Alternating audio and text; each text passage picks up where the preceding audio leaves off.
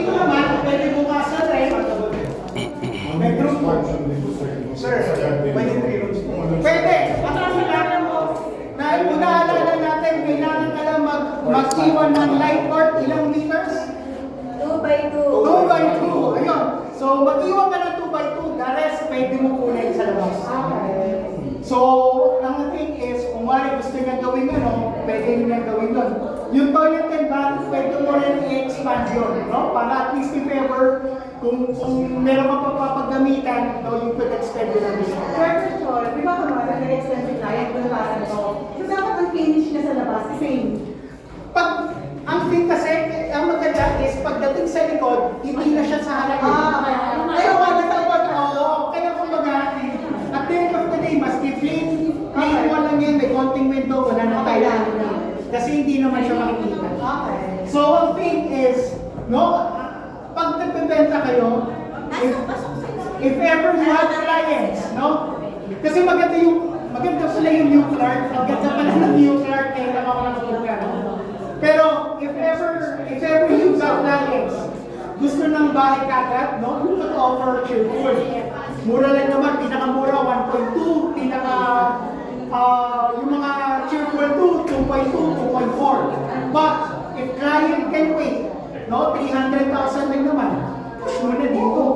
Kasi ang ganda, mas maganda, mas pinag-aralan yung SDE, mas malalaki yung kalye, mas magaganda yung amenities. Plus, kung dire-diretso kayo sa NLEX, if ever mag-exit kayo mamaya, meron putol na kalye doon.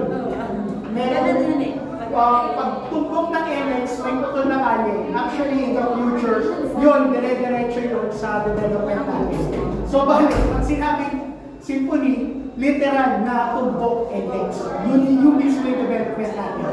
So, later, tingnan nyo, yung road na nakikita nyo, naka-close, pag in-open yun, in the coming years, diretso sa atin. Go!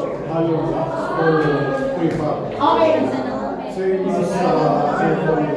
Okay, ito yung sagot dyan. Right now, kasi it will depend upon awarding natin kay contractor.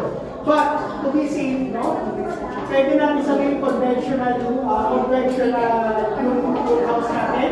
If ever, pumasok tayo sa prefab, actually, ang maganda sa prefab, mas diretso, mas maganda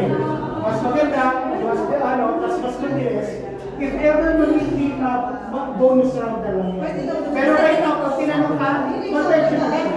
Ang ganito, kasi kumbaga, iba-ibang technology ang na i-invest o ginagamit ng mga developers over time. So, ang person natin dito, ang construction natin, hindi really say ano ang magiging constructed units nila eventually. Kasi kumbaga parang whatever will be the method ng construction materials na gagawin natin, one thing that we will ensure is their stability. Yeah, so most important. Maayos. At of course, yung quality niyan maganda.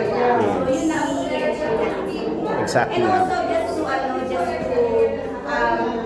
parang emphasize lang, pag kayo nag-extend sa baba, kung left side yung in-extend nyo, pag nag-extend kayo dito sa taas, i-same na left side yung sa gawin nyo. Kasi pwedeng dito ka nag-extend sa baba, pag sa taas dito, pwede mawawalan ka ng light cord. So yun yung isa lang sa rules natin.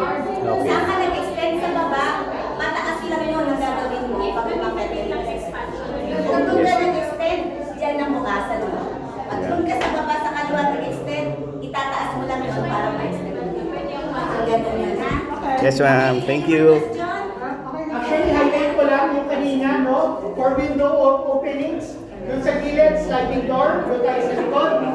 But dito sa main window, maganda kasi may sliding door ka, and if ever prone, pwede mong i-awning. So, as you can see, ito, di mo na kailangan ilaw, maliwanag yung bahay, So, kumbaga napakaganda siya.